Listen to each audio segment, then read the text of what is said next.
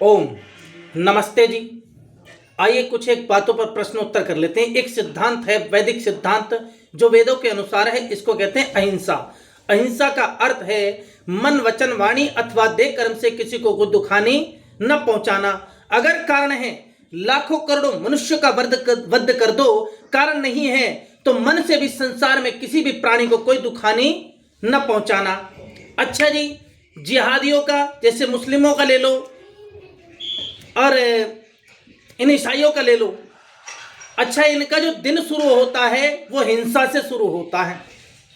जैसे कितने ही निर्दोष जीवों को मारकर इनका भक्षण कर लेना हिंसा से ही शुरू हो रहा है। अहिंसा वहां खत्म है, क्योंकि हिंसा ईश्वर का सिद्धांत नहीं, अहिंसा ईश्वर का सिद्धांत है। और ये जो हिंसा का सिद्धांत है ये इब्लीस अर्थात राक्षसों का सिद्धांत है, जो अपने जीव के लिए किसी निर्दोष प्राणी को मारकर अपनी भूख मिटाता हो। क्या इससे कभी भूख मिट सकती है?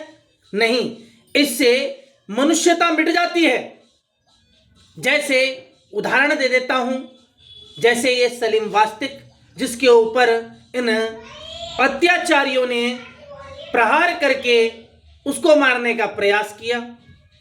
वह सत्य को आगे लाया, परंतु ये सत्य से डर गए। इन्होंने उसी को मारने का प्रयास किया। फिर आगे थोड़ा सा और लीजिए, थोड़ा सा और आगे बढ़िए। फिर दिल्ली में एक लड़की पानी के गुब्बारे से खेल रही है और उसकी बूंद इनके ऊपर गिर जाती है। अब पानी क्या है? पानी से मनुष्य पवित्र होता है, और यह पानी की बूंद एक व्यक्ति के ऊपर गिर गई, वो अपवित्र हो गया। ऐसे कैसे हो गया? जल को तो परमात्मा ने पवित्र बनाया है। वो जो सारे संसार का बनाने वाला है, जिसने इन सारे रंगों से संसार में रंग भरे, क्या वो रंग भी अपवित्र हो गए? ये रंग परमात्मा के बनाए हुए हैं, इन मनुष्यों के नहीं।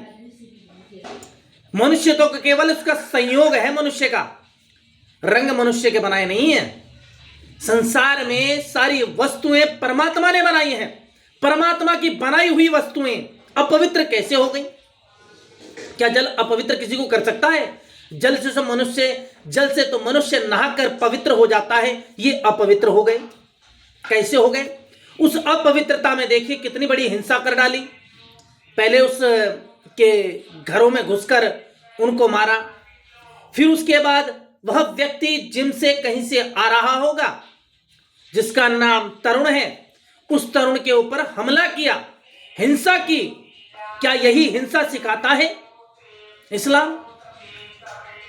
और हिंसा, इतनी बड़ी हिंसा कि उसे इतना मारा कि मारते मारते उसका दम ही निकाल दिया, प्राण ही पखेरु कर डाले। बताइए, क्या यह अहिंसा के रास्ते पर है? क्या यह ईश्वर के रास्ते पर है? ईश्वर का रास्ता तो एक है, अहिंसा परमो धर्मः, मन वचन वाणी अथवा देह कर्म से किसी को दुख हानि न पहुंचाना। परंतु इनका तो निर्वाह ही नहीं होता हानि पहुंचाए बिना। इसका अर्थ तो यह है कि ये इब्लीस की संतानें हैं, मनुष्य की नहीं तो वेद में सीधा सीधा कहा है मनुर्भवः अर्थात मनुष्य बन।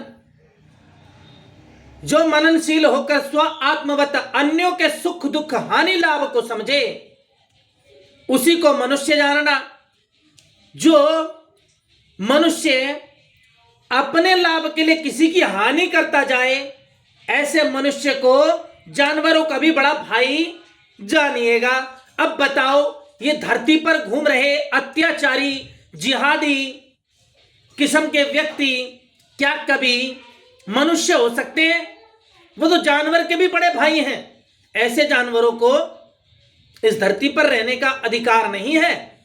मनुष्यता वही होती है जो मनुष्य को मनुष्य बनाने का प्रयास करे, उसको मारने का नहीं। इनके यहां तो चलो एक बात भी है लिखी हुई, वह कहते हैं कि जोर जबरदस्ती इस्लाम में हराम है। ठीक है, मान ली हराम है। अब ये जोर जबरदस्ती करके मार डाला, क्या ये हरामी नहीं थे जिन्होंने मारा है? जोर जबरदस्ती करके उसके ऊपर हमला किया, जिसकी गर्दन में कई सारे छुरे घुसा दिए, क्या यह हरामीपन नहीं है? मैं कैसे मान लूं कि यह हरामी नहीं है?